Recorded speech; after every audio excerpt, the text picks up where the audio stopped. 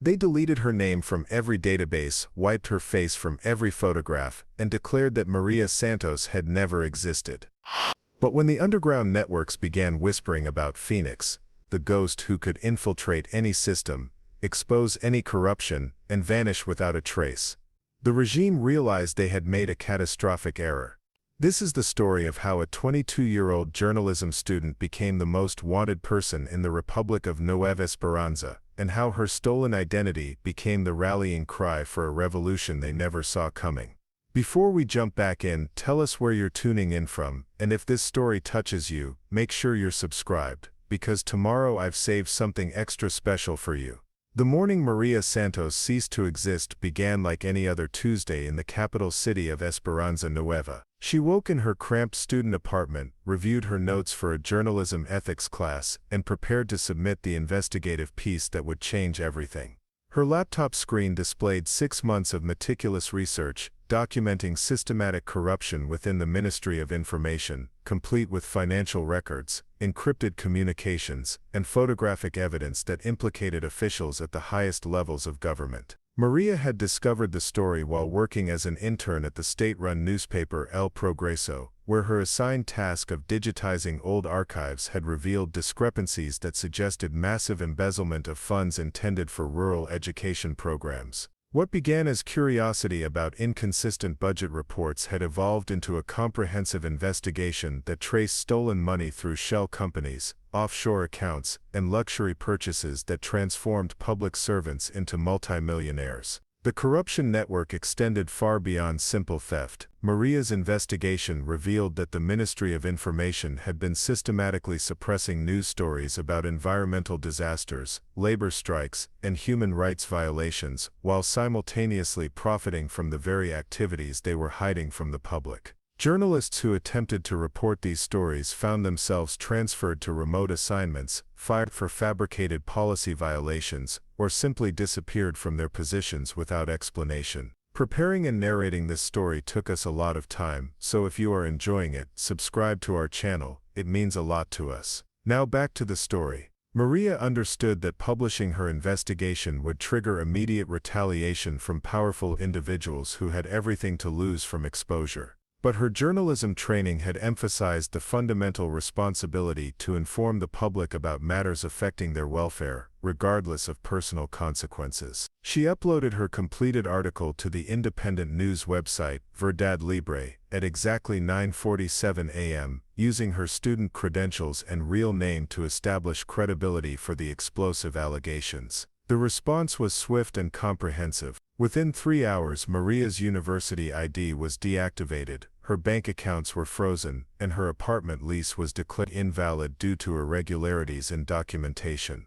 By afternoon, her birth certificate had been flagged as fraudulent, her passport was canceled for security concerns, and her employment history at El Progreso was revised to show that no such intern had ever worked there.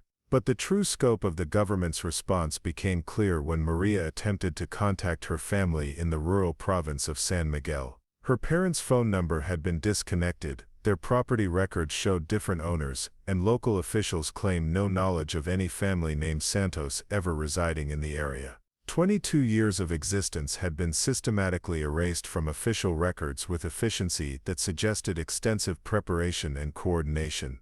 Maria realized that she was experiencing something beyond typical government harassment of journalists. This was implementation of what intelligence agencies called identity nullification, a technique used against individuals deemed so dangerous to state security that their complete removal from society was considered necessary. Her investigation had apparently touched networks powerful enough to activate protocols typically reserved for foreign spies or terrorist leaders. The immediate challenge was survival in a society where legal existence had been revoked. Without valid identification, Maria couldn't access banking services, rent housing, purchase transportation, or obtain employment through legitimate channels. The social safety net that protected citizens from extreme poverty was unavailable to someone who technically didn't exist according to government databases. But Maria's journalism training had included courses on investigative techniques that proved surprisingly applicable to underground survival. She understood how to verify information through multiple sources, how to establish secure communications, and how to build networks of contacts who could provide assistance while maintaining operational security. These skills, combined with her detailed knowledge of government corruption, made her a uniquely dangerous individual for authorities to have created. The transformation from Maria Santos to Phoenix began that first night when she broke into the abandoned warehouse district where Esperanza Nueva's homeless population had established informal communities beyond effective government surveillance. Among people who had been systematically excluded from official society, Maria found both sanctuary and inspiration for the resistance campaign that would make her alias legendary throughout the region. The warehouse communities existed in legal gray areas where identity documentation was less crucial than practical skills and mutual support. Former factory workers, displaced farmers, and political refugees had created informal economies based on barter, shared resources, and collective security that operated independently of government systems. For someone whose legal existence had been erased, these communities provided not just survival but education and alternative social organization. Maria's first week among the displaced taught her lessons about power, resistance, and survival that no university curriculum could have provided. She learned that governments derived authority from their ability to control information, resources, and legal recognition, but that communities could function effectively without official approval when they developed alternative systems for cooperation and mutual aid. More importantly, Maria discovered that her investigation of government corruption was just one thread in a vast network of abuse, exploitation, and systematic oppression that affected every level of society. The warehouse communities were filled with people whose stories had been silenced, whose complaints had been ignored, and whose very existence was inconvenient for authorities who preferred manageable statistics over complex human realities. As Maria listened to these stories while sharing meals cooked over improvised fires, she began understanding that her personal erasure was part of a broader pattern of silencing dissent through elimination rather than engagement. The regime had calculated that removing her identity was more efficient than addressing the corruption she had exposed, but they had failed to consider that removing someone from official records didn't necessarily remove them from society. Living as a non-person in the warehouse districts of Esperanza Nueva required skills that no journalism program had taught, but Maria discovered that investigative training translated surprisingly well to underground survival. The same methodologies she had used to trace financial corruption could be applied to mapping safe routes through the city, identifying trustworthy contacts, and avoiding the surveillance networks that monitored official society. The warehouse community that became Maria's sanctuary was led by Elena Varga, a former university professor who had been erased from records 3 years earlier after exposing a student loan fraud scheme that implicated several prominent politicians' children. Elena had transformed her academic research skills into expertise in underground organization, creating networks of mutual support that operated entirely outside government oversight. The state's greatest weapon is the illusion that they control reality. Elena explained during one of their evening conversations around a fire barrel in the abandoned textile factory that served as the community's informal meeting hall. They maintain power by convincing people that legal existence is the only valid form of existence, but humans created societies long before they created governments, and we can create them again when governments fail. Elena's community had developed sophisticated systems for survival that relied on skills, relationships, and knowledge rather than official documentation. Members contributed labor, expertise, or resources according to their capabilities while receiving housing, food, and protection based on their needs rather than their legal status. The arrangement worked because everyone understood that mutual support was essential for survival in a society that had declared them non-existent. Maria's contribution to the community began with her journalism skills, which proved invaluable for gathering intelligence about government activities that affected the underground population. Her experience with research methodologies allowed her to monitor official announcements, policy changes, and enforcement patterns that determined when certain areas were safe for scavenging or when authorities were planning raids on informal settlements. But her most significant value came from her detailed knowledge of government corruption networks, which provided strategic insights that could protect vulnerable community members from specific threats. Maria understood which officials were susceptible to bribery, which enforcement agencies had jurisdictional conflicts that could be exploited, and which legal loopholes might provide temporary protection for various underground activities. The transformation from survival to resistance began when Maria witnessed a government raid on a neighboring warehouse community that left 6 people hospitalized and dozens more scattered throughout the city without shelter or belongings. The raid had been justified as enforcement of health and safety regulations, but Maria's investigation revealed that the land had been targeted for redevelopment by a private company with connections to the same corruption network she had originally exposed. This realization crystallized Maria's understanding that her personal erasure was connected to systematic oppression affecting thousands of people throughout Nueva Esperanza.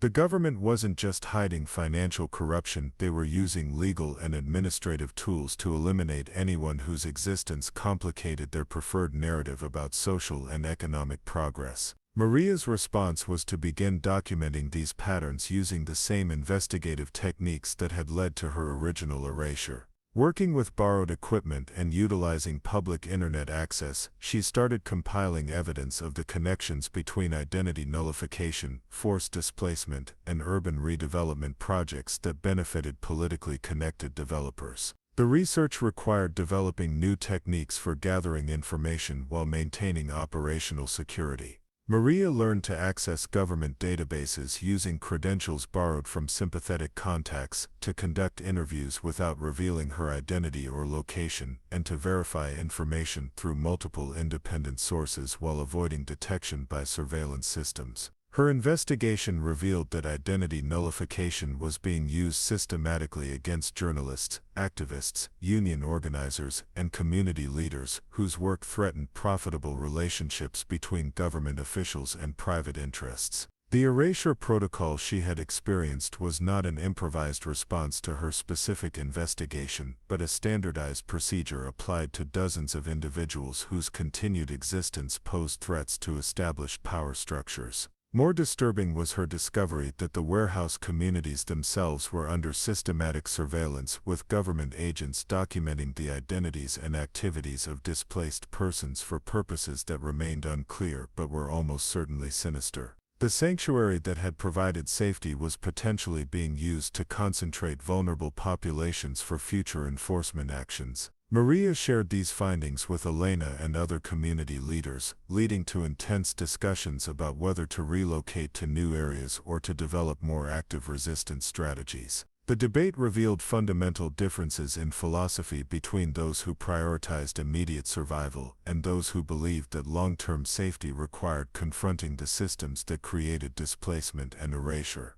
The decision came when Maria learned that government officials were planning mass arrests of warehouse community residents, justified as enforcement of vagrancy laws but actually designed to provide free labor for private prison contractors. The timeline for this operation was accelerated, giving community members less than 2 weeks to either relocate or develop alternative responses. Maria proposed a third option that combined her investigative skills with the community's collective knowledge and resources. Rather than simply fleeing or passively resisting arrest, they could expose the entire system of erasure, displacement, and exploitation by documenting it comprehensively and releasing the evidence through channels that the government couldn't suppress or control. The plan required creating a secure communication network that could coordinate information gathering across multiple displaced communities while maintaining operational security against government surveillance. Maria would serve as the central coordinator, using her research skills and knowledge of corruption networks to compile evidence while remaining invisible to authorities who believed she no longer existed. But the most crucial element was developing a new identity that could serve as a focal point for resistance activities while protecting Maria's physical safety. The name Phoenix emerged from community discussions about symbols of renewal and resurrection, representing the idea that destruction could lead to rebirth rather than elimination. The Phoenix identity would allow Maria to coordinate resistance activities, publish exposés of government corruption, and inspire broader opposition to the erasure system while maintaining the anonymity necessary for survival. More importantly, it would transform her personal erasure from an isolated tragedy into a symbol of resistance that could inspire others facing similar oppression. As Maria began preparing for the intelligence-gathering operation that would establish Phoenix as a legend throughout Nueva Esperanza, she reflected on how completely her understanding of journalism and social responsibility had been transformed by her erasure experience. The objective reporting she had been trained to produce seemed inadequate for addressing systematic oppression that denied people's right to exist. Phoenix would practice a different kind of journalism, Monza, one that combined investigation with resistance and truth-telling, with direct action against the systems that sought to silence truth-tellers. Creating the Phoenix identity required more than choosing a memorable alien. It demanded developing technical capabilities that would allow a legally non-existent person to communicate with the world while remaining invisible to government surveillance systems. Maria's journalism training had included basic digital security concepts, but operating as a ghost in the modern surveillance state required expertise that she would need to acquire quickly and comprehensively. Her education in advanced digital warfare began through connections Elena had cultivated with former government technology workers who had been purged during various bureaucratic reorganizations. These individuals possessed inside knowledge of surveillance capabilities, security vulnerabilities, and technical countermeasures that could enable sophisticated underground communications while evading detection by authorities who believed they controlled all information flows. Carlos Mendez, a former systems administrator for the Ministry of Information, became Maria's primary instructor in the arts of digital invisibility. Carlos had been erased from official records 18 months earlier after refusing to implement surveillance software that would monitor journalists' research activities, and his technical knowledge combined with personal motivation made him an ideal mentor for someone beginning a career in digital resistance. Modern governments believe that controlling communication networks gives them control over reality. Carlos explained while teaching Maria to use encryption software and anonymous routing protocols. But they forget that every system they create to monitor citizens can be turned against them by people who understand how those systems actually work. The technical training required mastering multiple layers of digital security, from basic encryption of individual messages to sophisticated methods for hiding communication patterns that might reveal network connections between different resistance members. Maria learned to use virtual private networks, anonymous email systems, and cryptocurrency transactions that would allow Phoenix to communicate and receive resources without creating traces that authorities could follow back to her physical location. But the most challenging aspect of becoming Phoenix was developing capabilities for penetrating government systems to gather intelligence that couldn't be obtained through public sources. Maria's investigation of corruption networks required access to internal communications, financial records, and policy documents that were stored on secure servers, supposedly protected from external intrusion. Carlos's training in social engineering proved as valuable as his technical instruction. Many security breaches resulted from human error rather than technological failure, and understanding how to manipulate trust, authority, and routine could provide access to information that no amount of sophisticated hacking could obtain. Maria learned to impersonate officials during phone calls, to craft emails that would trick recipients into revealing passwords, and to exploit bureaucratic confusion that created opportunities for unauthorized access. The first Phoenix operation tested these skills against a relatively low-risk target, the municipal housing authority responsible for authorizing the redevelopment projects that displaced warehouse communities.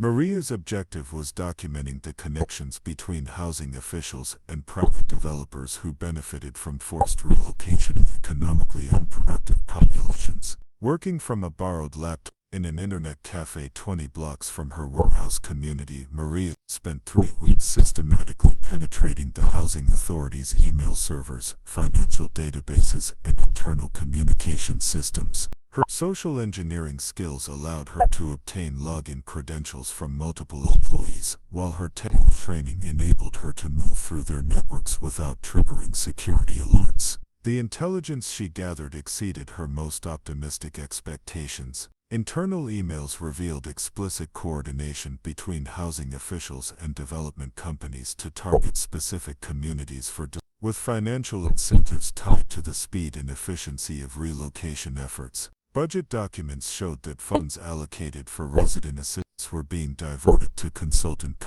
contracts awarded to politically connected firms. Most damning were communications discussing the identity nullification program itself, which officials referred to internally as administrative cleansing, designed to remove problematic elements from areas designated for economic development. The emails revealed that Maria's own erasure had been part of a systematic campaign to eliminate journalists, activists, and community organizers, whose work might complicate profitable redevelopment projects. But Maria's greatest discovery was evidence that similar programs were being implemented in multiple cities throughout Nova, coordinated through a national initiative that treated displacement and erasure as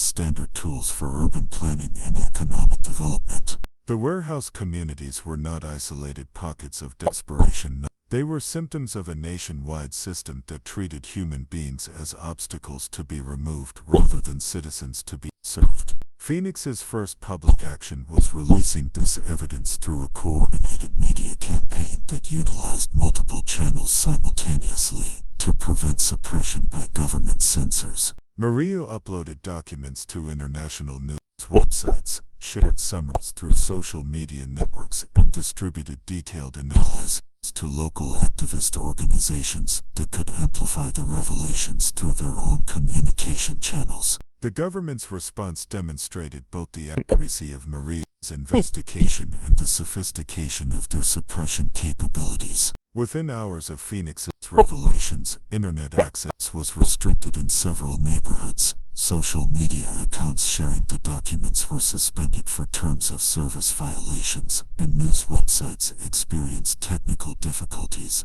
that prevented them from publishing follow-up coverage. But the Phoenix identity had been designed to anticipate and counter these suppression efforts. Maria had prepared multiple backup communication channels, pre-positioned copies of evidence with trusted contacts, and created automated systems that would continue releasing information even if her primary operations were disrupted. The government's attempts to silence Phoenix only confirmed the authenticity and importance of the revelations. More importantly, the Phoenix revelations inspired other resistance activities throughout the city as displaced persons, community organizers, and sympathetic citizens began recognizing the systematic nature of the oppression they faced. The warehouse communities reported increased interest from volunteers offering supplies and assistance, while social media discussions revealed growing awareness of displacement patterns that had previously seemed random or inevitable. The success of the first Phoenix operation also attracted attention from international human rights organizations, independent journalists, and activist networks that were monitoring authoritarian developments throughout the region. These external connections provided Phoenix with additional resources, communication channels, and protection against government retaliation while expanding the potential audience for future revelations. But perhaps the most significant outcome was the realization among government officials that their erasure protocols had created exactly the kind of threat they were designed to prevent. By removing Maria Santos from official records, they had eliminated the legal constraints and social connections that might have limited her resistance activities. Phoenix operated with complete freedom because she had nothing left to lose and no official assistance that could be further threatened. As Maria prepared for expanded operations that would test Phoenix's capabilities against more sophisticated targets, she understood that her transformation from erased journalist to digital ghost was complete. The identity that began as a survival necessity had evolved into a strategic weapon that could challenge authoritarian power in ways that traditional journalism never could. Phoenix's second operation targeted the Central Bank of Nueva Esperanza, where Maria suspected the stolen education funds from her original investigation were being laundered through a complex network of international transfers designed to make the money untraceable. This assignment required penetrating financial systems with security measures far more sophisticated than municipal housing databases, while gathering evidence that could expose corruption at the highest levels of government. The challenge was complicated by Maria's discovery that the bank's computer systems were monitored by foreign intelligence services as well as domestic security agencies, creating multiple layers of surveillance that could detect unauthorized access from different directions. Carlos warned that financial institutions were considered critical infrastructure, making intrusion attempts potential acts of terrorism that would trigger response from elite security units trained specifically for cyber warfare. But Maria's investigation had revealed that the bank's security measures, while technically sophisticated, relied on human protocols that could be exploited through careful social engineering combined with inside knowledge of bureaucratic procedures. Her strategy involved recruiting assistance from bank employees who had been harmed by the same corruption networks she was investigating. The recruitment began when Maria identified Sofia Herrera, a senior accounting supervisor whose department had been eliminated during efficiency restructuring that coincidentally occurred 3 weeks after Sofia had questioned discrepancies in international transfer records. Sofia's termination had been justified as budget reduction, but Maria's research revealed that her position had been eliminated specifically because her oversight responsibilities threatened money laundering operations. Approaching Sofia required extreme caution as contact with a known government target could result in Sofia's arrest for conspiracy charges or worse. Maria arranged the meeting through intermediaries in the warehouse community who had connections to former bank employees living in the informal settlements, creating layers of separation that protected both women while enabling communication. The meeting took place in the basement of an abandoned office building, where Sofia confirmed Maria's suspicions about systematic financial crimes while providing technical details about internal security procedures that would be essential for successful penetration. Sofia's motivation for cooperation was both personal and professional. She wanted justice for her wrongful termination while feeling obligated to expose crimes that violated her ethical standards as a financial professional. "They destroyed my career because I asked questions about transactions that didn't make sense," Sofia explained while reviewing bank organizational charts that Maria had obtained through previous operations. Millions of dollars flowing through accounts with no legitimate business purpose, always involving the same shell companies and always approved by executives who claimed they didn't have time to review documentation. Sofia's inside knowledge revealed that the bank's most sensitive operations were conducted through a separate computer network that was isolated from internet connections but accessible from terminals in executive offices. This air-gapped system contained records of transactions too sensitive for normal banking channels, including the international transfers that moved stolen government funds to offshore accounts controlled by corruption networks. Accessing the isolated network required physical presence in executive areas of the bank building during business hours, when legitimate activity would provide cover for unauthorized access while security systems were configured for normal operations rather than intrusion detection. Maria would need to impersonate someone with authorization to enter restricted areas while carrying equipment that could extract data from systems designed to prevent information theft. The impersonation strategy relied on exploiting the bank's procedure for handling visits from government auditors, who were required to inspect financial records periodically, but often arrived with minimal advance notice and demanded immediate access to sensitive systems. Maria would pose as an auditor conducting a surprise inspection using forged credentials and bureaucratic authority to gain access while creating time pressure that discouraged detailed verification of her identity. Carlos provided technical equipment disguised as standard auditing tools, a tablet computer that could copy data from any system it accessed, recording devices that looked like calculators, and network analysis software hidden within spreadsheet applications. The equipment was designed to work quickly and silently, capturing maximum information during the brief window when Maria would have unsupervised access to the isolated network. The infiltration took place on a busy Thursday morning when normal banking operations would provide both cover and distraction for Maria's activities. Dressed in the conservative business attire appropriate for government auditors, she entered the bank building through the main entrance while carrying a briefcase containing her disguised equipment and forged documentation that identified her as Inspector Carmen Rodriguez from the Ministry of Finance. The initial challenge was convincing reception staff that her surprise audit was legitimate despite the lack of advance notification. Maria's preparation had included studying actual audit procedures and practicing the authoritative demeanor that government inspectors use to override resistance from bank employees who preferred advance warning of official visits. "I'm here to conduct an immediate review of international transfer procedures," Maria announced while presenting credentials that appeared authentic to casual inspection. "Recent irregularities have been reported to the ministry, and I need access to your executive network systems to verify compliance with anti-laundering regulations." The combination of official authority, time pressure, and implied threats of regulatory sanctions overcame the reception staff's reluctance to accommodate an unscheduled inspection. Within 30 minutes, Maria was escorted to the executive floor and provided with a private office equipped with terminals connected to the isolated network containing the bank's most sensitive financial records. The data extraction process required working quickly while maintaining the appearance of routine auditing activities. Maria's technical training allowed her to navigate the network efficiently, identifying and copying files related to international transfers while creating audit reports that would satisfy anyone who might question her activities during the visit. The intelligence she gathered confirmed her worst suspicions about the scope and sophistication of the corruption network. Stolen education funds had indeed been transferred through the bank, but they represented only a small fraction of systematic money laundering operations that involved multiple government ministries, private corporations, and international financial institutions. The records revealed that government officials had been selling state assets through fraudulent auctions, awarding contracts to companies that existed only on paper, and directing public funds to private accounts controlled by family members and associates. The total amount stolen over the previous 5 years exceeded the nation's entire education and healthcare budgets combined. But perhaps most significantly, the financial records contained communications between bank executives and government officials that discussed the identity nullification program as a necessary security measure for protecting their operations. Maria's own erasure had been planned months before her investigation was completed, suggesting that her research activities had been monitored from the beginning.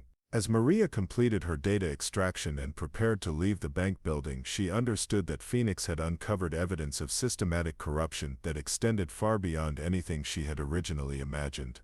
The warehouse communities were not just victims of urban development policies, they were casualties of a comprehensive criminal enterprise that treated public resources as private property and citizens as obstacles to be eliminated. The financial evidence Phoenix had extracted from the central bank created a detailed map of corruption that extended throughout Nueva Esperanza's political and economic systems, but Maria realized that documenting crimes was insufficient if there were no institutions capable of prosecuting them. The justice system itself was compromised by the same networks she was investigating, making traditional accountability mechanisms useless for addressing systematic criminal governance. Phoenix's solution was to bypass official justice systems entirely by creating alternative accountability mechanisms that could impose consequences on corrupt officials without relying on courts, prosecutors, or law enforcement agencies that were controlled by the same individuals being exposed. This approach required building a network of resistance cells throughout the country, each capable of independent action while coordinating with broader strategic objectives. Maria's recruitment strategy focused on individuals who had been personally harmed by the corruption networks and possessed specific skills that could contribute to resistance operations. Her targets included former government employees who had been purged for ethical objections, journalists who had been silenced through economic pressure, lawyers whose clients had been disappeared, and business owners whose enterprises had been destroyed by competitor connections to political power.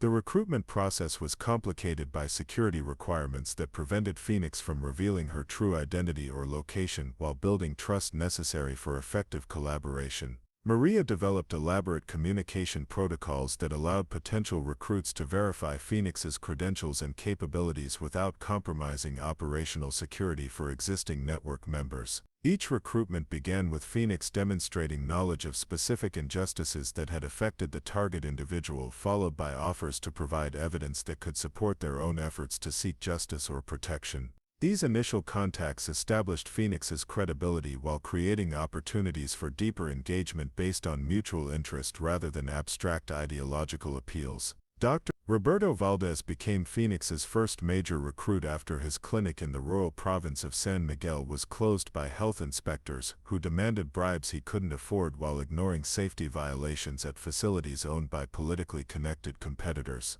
Phoenix provided Roberto with evidence that the health inspection system was being used systematically to eliminate competition for favored businesses while offering to support his efforts to reopen his clinic through alternative channels. Roberto's medical expertise proved invaluable for treating injuries sustained by resistance members during operations, while his connections throughout rural communities provided Phoenix with intelligence networks that extended far beyond the urban areas where her activities had initially focused. More importantly, Roberto's professional reputation allowed him to recruit additional members from populations that might otherwise be suspicious of underground political activities. The network's first coordinated operation targeted a government contractor whose company had received billions in fraudulent infrastructure contracts while delivering substandard construction that collapsed during the previous year's earthquake, killing hundreds of residents in rural communities. Traditional justice mechanisms had failed because the contractor's political connections protected him from prosecution despite overwhelming evidence of criminal negligence. Phoenix's alternative justice approach involved exposing the contractor's offshore financial accounts, publishing evidence of his safety violations, and coordinating actions that made his business operations impossible to continue profitably. Network members used their professional connections to encourage suppliers to cancel contracts, convince workers to seek employment elsewhere, and persuade clients to choose alternative companies for future projects. The campaign's effectiveness exceeded Phoenix's expectations. Within 6 weeks, the contractor's company was facing bankruptcy due to the loss of suppliers, workers, and clients, while international investigators had frozen his offshore accounts based on evidence Phoenix had provided through anonymous channels. The man who had evaded official justice for years found himself facing consequences that no amount of political protection could prevent. But the operation's success also attracted increased attention from government security agencies that were beginning to understand the threat Phoenix represented to their operations. Intelligence reports suggested that specialized task forces were being organized to identify and eliminate resistance network members, using surveillance capabilities and interrogation techniques that could compromise operational security even among carefully trained operatives. Maria's response was to accelerate network expansion while implementing additional security measures that would protect existing members from capture and prosecution. The strategy involved creating autonomous cells that could operate independently even if central coordination was disrupted, while developing communication systems that would remain functional under conditions of intensive government surveillance. The cell structure was based on Elena's academic research into historical resistance movements, modified to account for modern surveillance capabilities and the specific vulnerabilities of authoritarian governance in New. Each cell consisted of 3 to 5 members with complementary skills connected to other cells through single contact points that limited the damage from potential infiltration or capture. Phoenix served as the central coordinating authority for strategic planning and resource distribution, but individual cells had authority to conduct operations within their geographical areas or professional specializations without requiring approval from higher levels of the network. This autonomy allowed for rapid response to local opportunities while preventing government countermeasures from paralyzing the entire organization. The network's second major operation demonstrated the effectiveness of this decentralized approach. Simultaneous actions in 5 different cities exposed corruption in local housing authorities, leading to the resignation of multiple officials and the cancellation of redevelopment projects that would have displaced thousands of residents from informal settlements. The coordination required for this multi-city operation had been achieved without Phoenix communicating directly with cell leaders in 4 of the 5 cities. Instead, strategic guidelines and supporting evidence had been disseminated through intermediary contacts who could coordinate timing without knowing details about other cell-specific activities or membership. Government investigators attempting to trace the conspiracy found themselves confronting an organization that appeared to operate according to principles they didn't understand, with communication patterns that defied their analytical models and decision-making processes that seemed to occur spontaneously without central direction. More frustrating for authorities was the discovery that many resistance network members were individuals with previously clean records who had been driven to opposition by personal experiences with corruption and injustice. Traditional counterintelligence techniques were ineffective against people who had been radicalized by a government's own aides rather than recruited by foreign ideologies or criminal organizations. As Phoenix analyzed intelligence about government countermeasures, Maria realized that her network was beginning to achieve something unprecedented in Nueva Esperanza's modern history: organized resistance that was large enough to threaten established power structures while remaining invisible to traditional law enforcement. The ghost that had been created by identity nullification was inspiring others to become ghosts themselves, creating a parallel society that could challenge authoritarian governance through methods that existing institutions couldn't detect or prevent. The success of Phoenix's coordinated operations forced Nueva Esperanza's government to acknowledge that they faced an unprecedented security threat that traditional law enforcement methods couldn't address effectively. The resistance network had grown beyond their ability to track individual members, while its decentralized structure made it impossible to neutralize through arrests of leadership figures or infiltration of communication channels. President Carlos Mendoza's response was to declare a national emergency that suspended constitutional protections and activated extraordinary powers designed for wartime conditions. The announcement blamed foreign terrorist organizations for the recent exposures of government corruption while promising swift action to restore order and protect national security from international threats. The emergency declaration provided legal justification for mass surveillance, indefinite detention without trial, and restrictions on internet access that were designed to disrupt Phoenix's communication networks while preventing further revelations of government corruption. Military units were deployed to major cities with authority to arrest anyone suspected of supporting resistance activities, while rewards were offered for information leading to the capture of network members. But Maria understood that the government's escalation reflected desperation rather than strength. The emergency measures confirmed that Phoenix's revelations had caused significant damage to the corruption networks while inspiring broader resistance that threatened the stability of authoritarian governance throughout the country. The challenge for Phoenix was maintaining network operations under conditions of intensive surveillance while demonstrating that government repression could not prevent continued exposure of systematic corruption. The response needed to be dramatic enough to capture international attention while sophisticated enough to succeed despite enhanced security measures. Maria's strategy involved targeting the government's most carefully guarded secret: the offshore financial accounts where stolen public funds were stored for personal use by high-ranking officials. These accounts represented the core of the corruption network's motivation and the primary source of their power to purchase loyalty among subordinates who might otherwise support reform efforts. Accessing offshore financial information required capabilities that exceeded anything Phoenix had previously attempted. The accounts were managed by international banks with security measures designed to protect the privacy of wealthy clients who often included criminals, dictators, and corrupt officials seeking to hide stolen assets from their own governments. Carlos Mendez provided crucial technical support for this expanded operation, using his knowledge of government computer systems to identify vulnerabilities in the communication networks that connected Nueva Esperanza's ministries to international financial institutions. The breakthrough came when Carlos discovered that encrypted financial communications were being routed through servers that could be accessed during brief maintenance windows when normal security protocols were temporarily disabled. The operation required precise timing and coordination with international partners who could provide technical assistance while maintaining plausible deniability for their governments. Phoenix had developed connections with investigative journalists and transparency organizations in multiple countries who were willing to support her operations in exchange for exclusive access to evidence of international money laundering networks.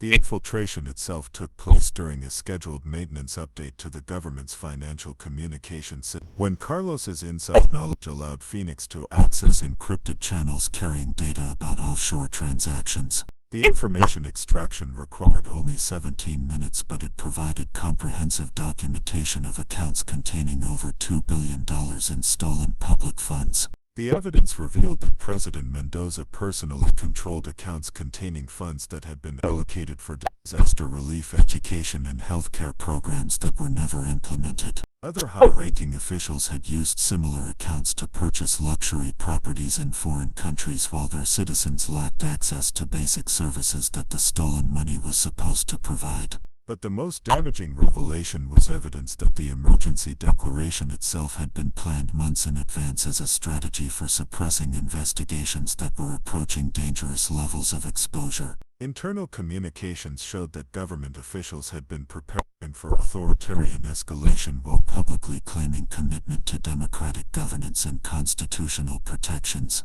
Phoenix's release of this evidence created an immediate crisis for the government that exposed the contradictions in their national emergency narrative. International observers could see that the foreign terrorist threat was fictional, while domestic audiences learned that their own leaders had been stealing resources intended for their welfare while planning to eliminate their constitutional rights. The public response exceeded anything Phoenix had anticipated. Spontaneous demonstrations erupted in major cities despite military presence and restrictions on public assembly, while strikes by government workers paralyzed administrative functions across multiple ministries. Most significantly, military units began reporting discipline problems as soldiers questioned orders to suppress protesters who were demanding accountability for documented theft of public resources. International pressure intensified rapidly as foreign governments faced domestic pressure to impose sanctions on New Esperanza's leadership while freezing the offshore accounts that contained stolen public funds.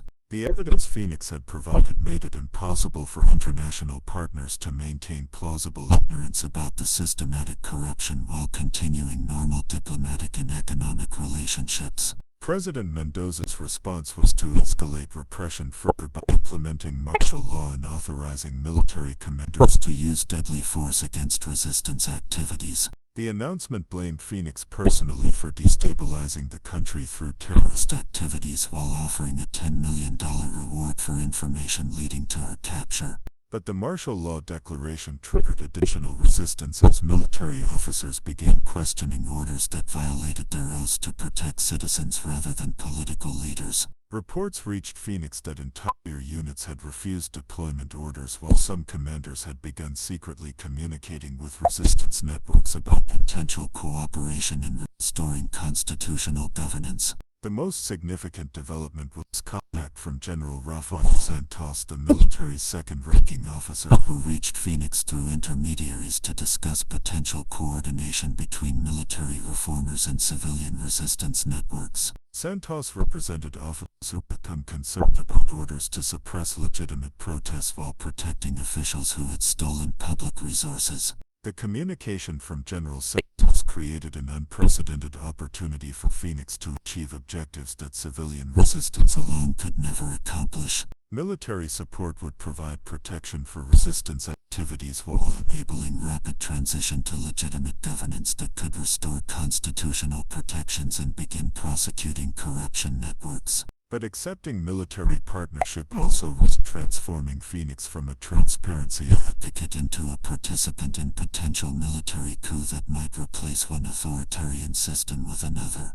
The decision required careful consideration of whether the resistance network's principles could be maintained while collaborating with armed forces that had their own institutional interests and command structures. As Maria prepared to make this crucial decision about Phoenix's future direction, she reflected on how completely her mission had evolved from personal survival to national transformation. The ghost created by identity nullification had become powerful enough to challenge an entire event, but wielding that power responsibly required wisdom that her journalism training had never anticipated. General Santos's proposal for military-civilian cooperation arrived at a moment when Phoenix's network had achieved maximum impact while facing existential threats from escalating government repression. The general offered protection for resistance members and logistical support for expanded operations, but in exchange requested that Phoenix coordinate with military planning for potential intervention that would restore constitutional governance while preventing civil war. Maria's analysis of this opportunity revealed both unprecedented possibilities and dangerous risks that could fundamentally alter the nature of her resistance movement. Military partnership would provide resources and capabilities that civilian networks could never achieve independently. But it would also transform Phoenix from an independent voice for transparency into a participant in institutional power struggles that operated according to different moral and strategic calculations. The decision required consultation with Elena and other network leaders who represented diverse perspectives about the ethics and effectiveness of collaborating with military institutions. Some argued that constitutional restoration justified temporary partnership with reform-minded officers, while others warned that military involvement would inevitably compromise the network's independence and civilian character. Elena's position was characteristically sophisticated, reflecting her academic expertise in political transitions and her practical experience with authoritarian governance. Military intervention becomes legitimate when civilian institutions have been completely corrupted and democratic restoration is impossible through normal channels, she argued during a secure communication session. But civilian oversight of military actions remains essential for preventing authoritarian solutions from replacing authoritarian problems.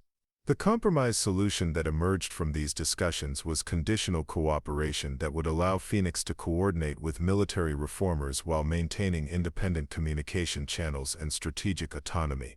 The network would provide intelligence support and public legitimacy for constitutional restoration efforts but would retain the capability to oppose military actions that violated democratic principles or human rights standards.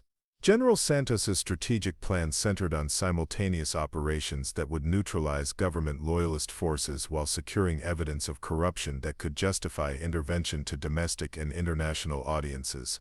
The military's role would be providing security for Phoenix operations against high-value targets, while civilian resistance networks would maintain public support through continued exposure of government crimes. The joint operations' primary target was the presidential palace, where intelligence suggested that physical records were stored containing documentation of corruption networks that extended beyond Nueva Esperanza to include international partners and financial institutions. These records represented insurance policies that government officials maintained against each other but which could also provide evidence for prosecuting international money laundering and human rights violations. Phoenix's contribution to the palace operation involved her expertise in penetrating secure computer systems and her network's capabilities for gathering intelligence about security procedures and staff routines. Maria's team would handle technical aspects of evidence extraction while military units provided protection and logistical support for the infiltration. The operation was scheduled for the anniversary of Nueva Esperanza's independence, when ceremonial activities would require presidential staff to follow modified security procedures that created temporary vulnerabilities in the palace's defensive systems. The symbolic timing would also emphasize the constitutional restoration narrative that justified military intervention to domestic and international audiences. Maria's preparation for the palace infiltration required her most sophisticated technical planning yet, as the presidential computer systems were protected by multiple layers of security designed to prevent exactly the kind of evidence extraction that Phoenix specialized in. Carlos provided custom equipment and software specifically designed for this mission, while Sofia contributed financial expertise that would be necessary for analyzing complex records under time pressure. But the most challenging aspect was coordinating with military units whose training and procedures were fundamentally different from civilian resistance methods. Maria needed to adapt her investigative techniques to work within military operational timelines while ensuring that evidence collection would meet legal standards for future prosecution of government officials. The night of the operation, Phoenix's infiltration team approached the presidential palace through utility tunnels that military engineers had mapped using equipment that civilian networks could never have accessed.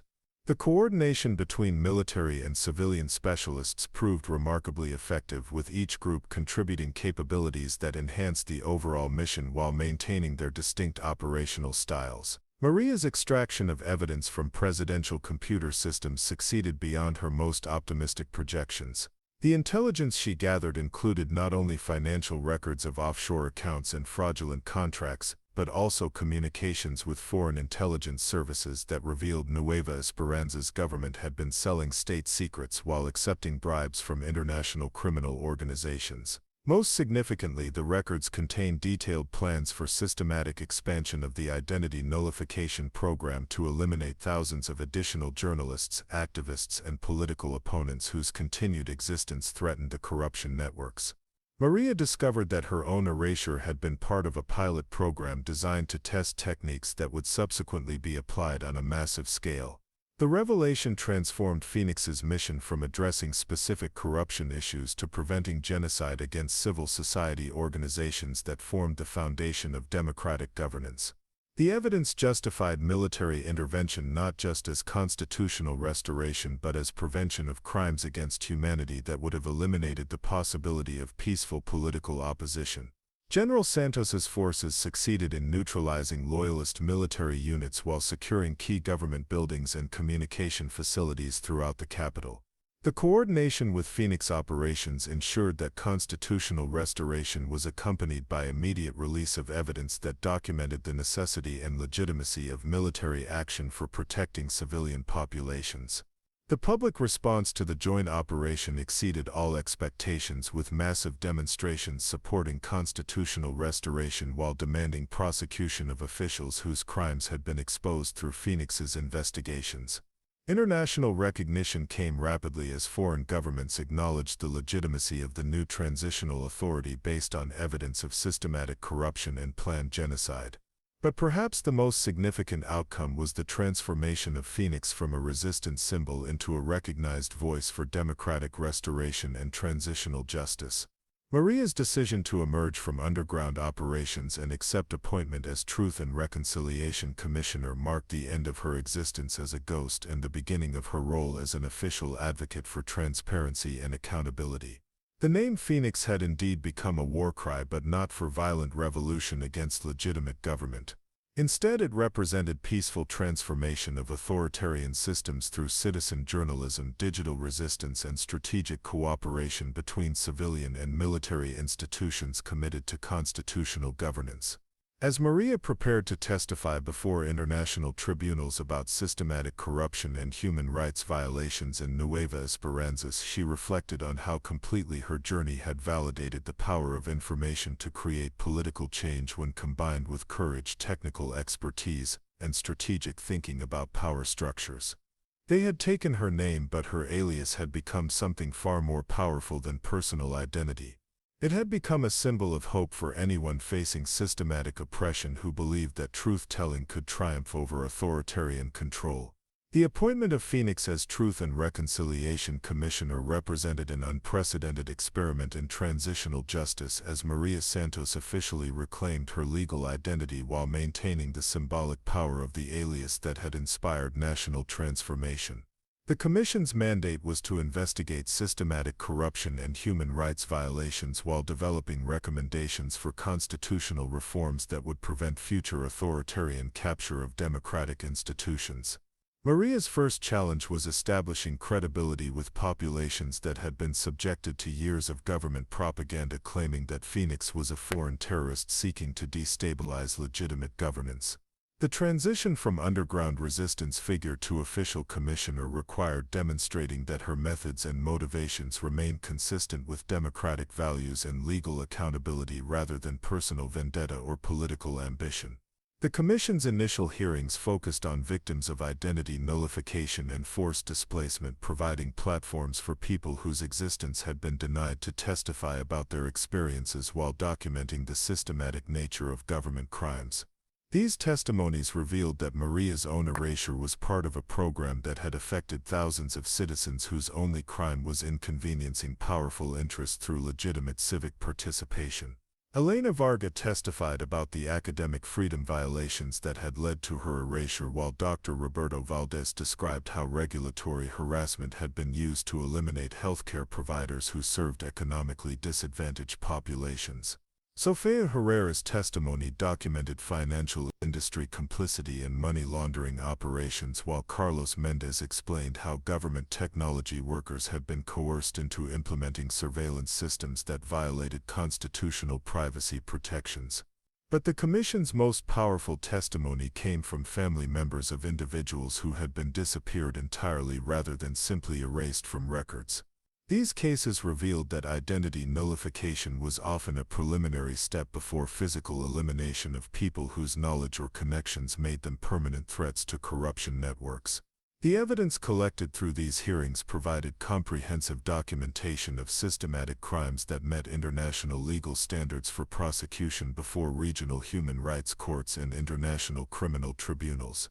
Maria's investigative techniques, refined through years of underground resistance, proved invaluable for corroborating testimony with documentary evidence that government officials couldn't deny or discredit. More importantly, the Commission's public hearings created national conversations about accountability, institutional reform, and the responsibilities of citizens to resist authoritarian governance when official channels failed to protect democratic values. The phoenix symbol became associated with peaceful resistance methods that citizens could use to challenge corruption without resorting to violence or illegal activities. International support for the Commission's work provided both legitimacy and protection against potential retaliation from corruption networks that retained influence within various institutions.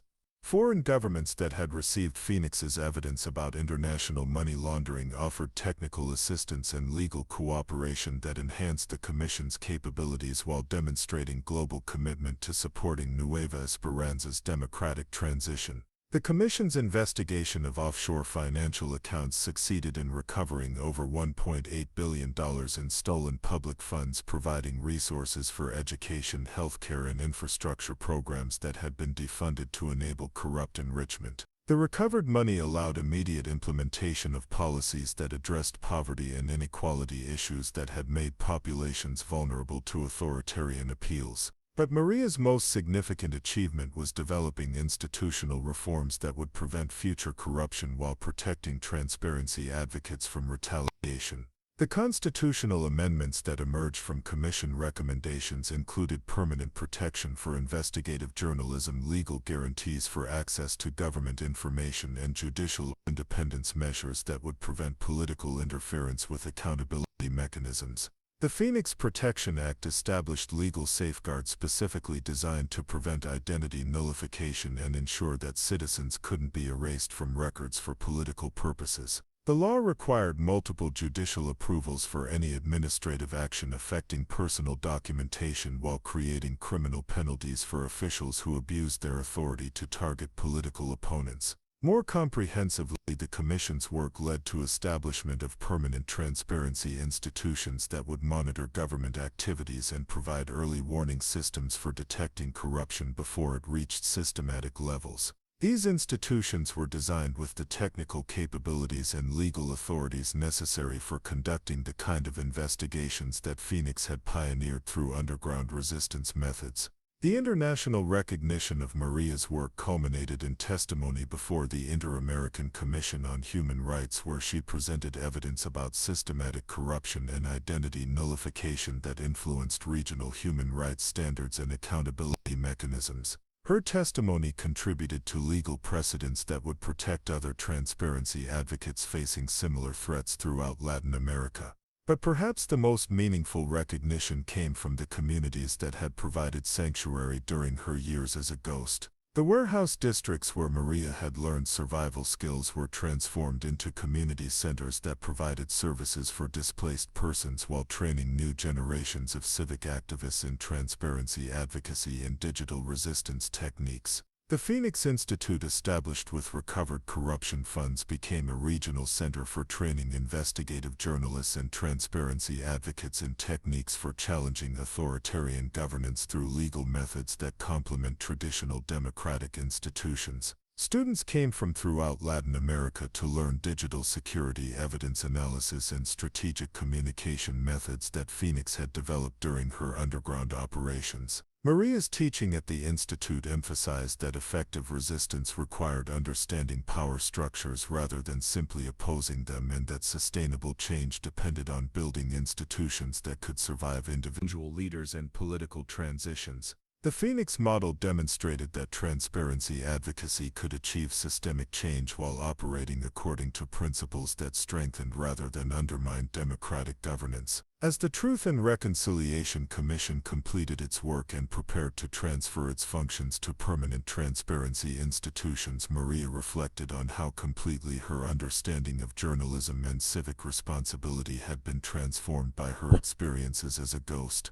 The objective reporting she had been trained to practice seemed inadequate for addressing systematic corruption that perverted democratic institutions themselves. Phoenix represented a different model of civic engagement that combined investigation with advocacy, documentation with resistance, and individual courage with institutional change.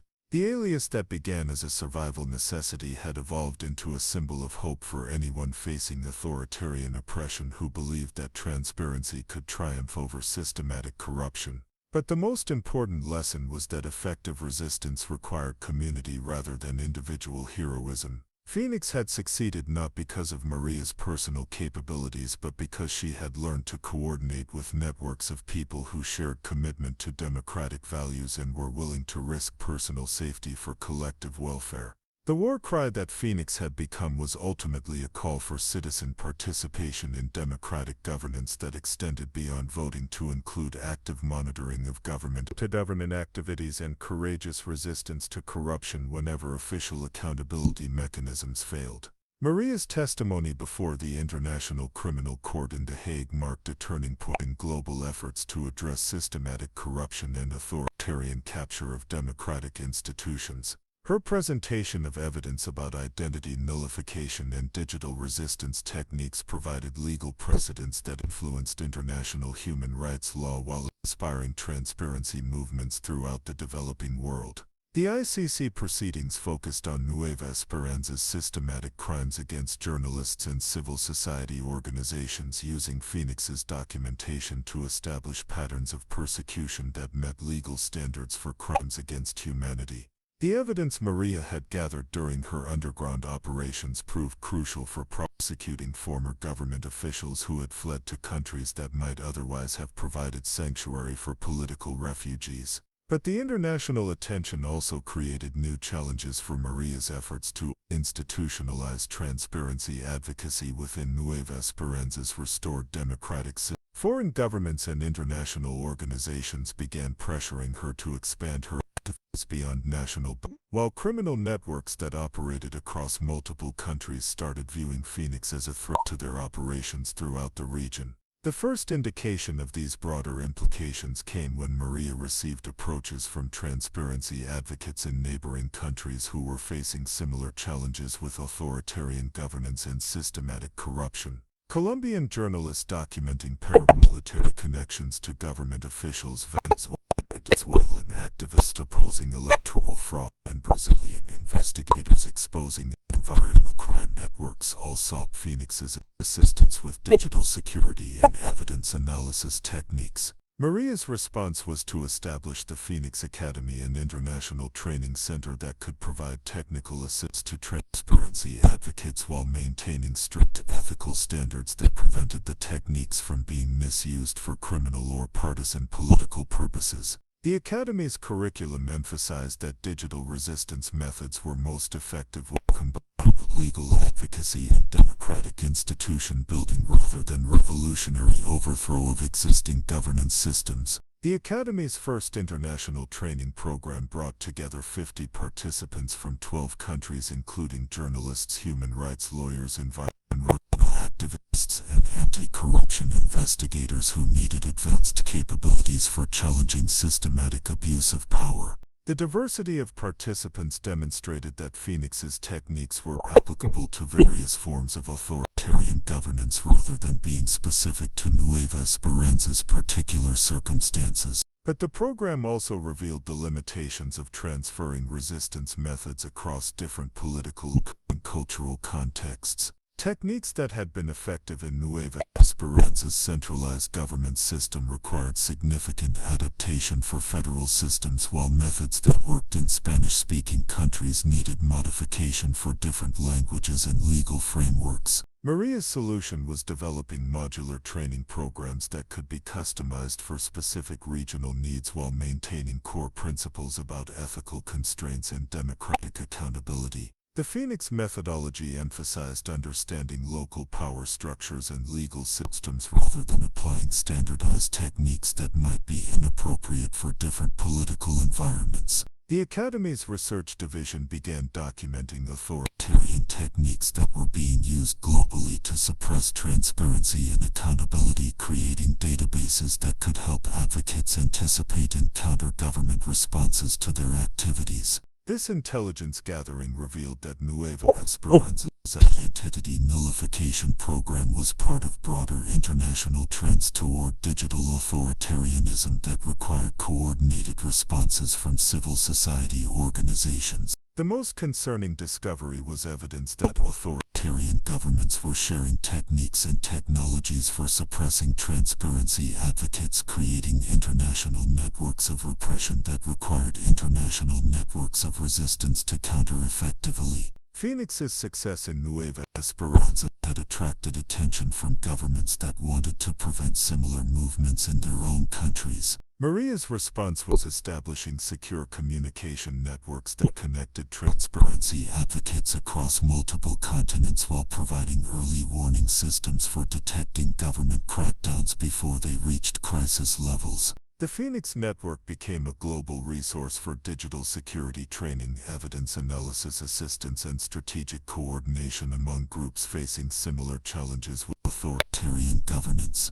The network's first major test came when authoritarian forces attempted simultaneous crackdowns on transparency advocates in multiple countries, apparently coordinated through international intelligence sharing agreements that treated Phoenix-inspired movements as terrorist threats. The response required rapid deployment of security assistance, legal support, and international pressure that demonstrated the effectiveness of coordinated resistance to coordinated repression. But the most significant achievement was demonstrating that transparency advocacy could achieve systemic change without violence or illegal activities when properly organized and strategically coordinated. The Phoenix model provided alternatives to revolutionary movements that often resulted in new forms of authoritarianism replacing old ones, while showing that individual courage could be amplified through collective action and institutional reform. Maria's recognition as Time magazine's Person of the Year reflected growing international awareness that transparency advocacy represented a new form of civic engagement appropriate for digital age challenges to democratic governance.